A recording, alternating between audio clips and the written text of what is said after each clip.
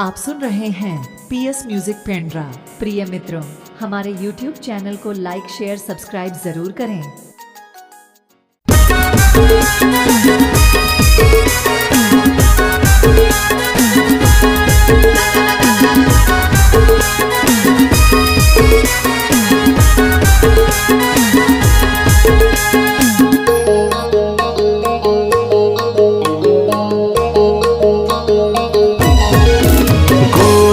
तोर लहंगा सरगुजा मछागे, गोरी तोर लहंगा सरगुजा मछागे, गोरी तोर लहंगा सरगुजा मछागे, गोरी तोर लहंगा सरगुजा मछागे।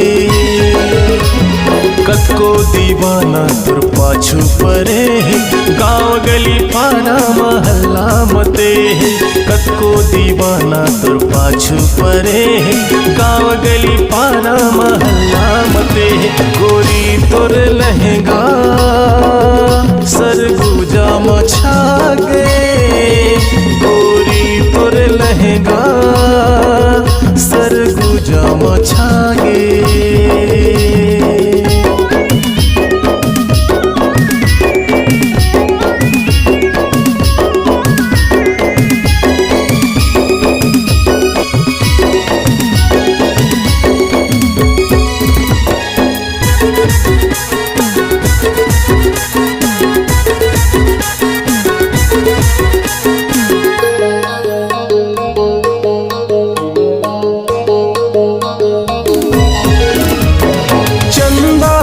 जैसे चेहरा तो मुच मुच ले तोरे हंसना, जब तय निकल धस उठा के लहंगा गाँव महुआ हल्लाओ।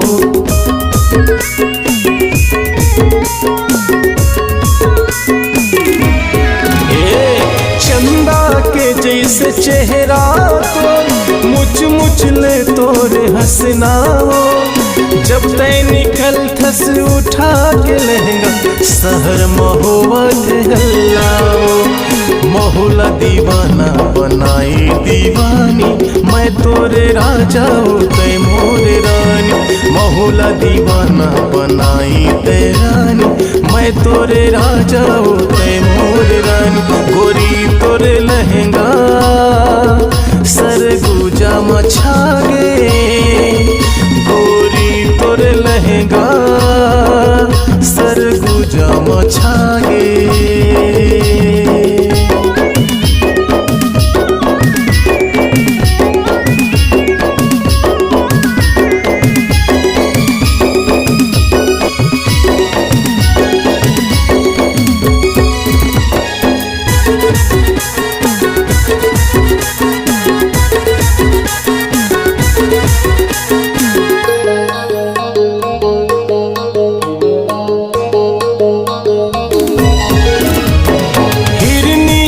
जैसे चाल हवे तो कोयल के जैसे बोली वो, आ जाना मोर जिंदगी मारानी, लिख दे माया के कहानियों।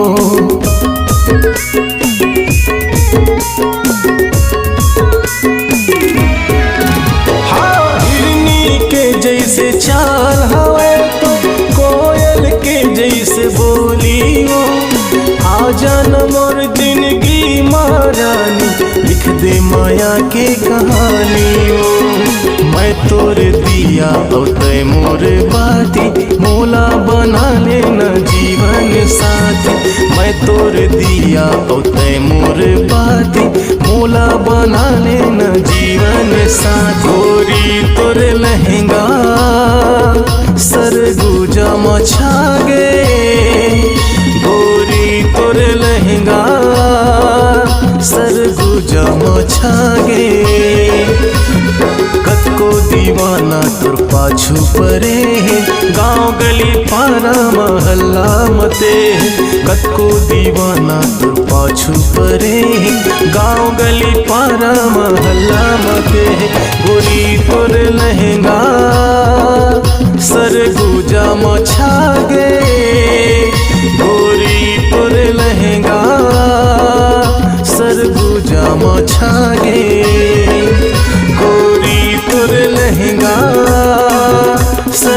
सरगुजा मछागे गोरी तोर लहंगा सरगुजा मछागे।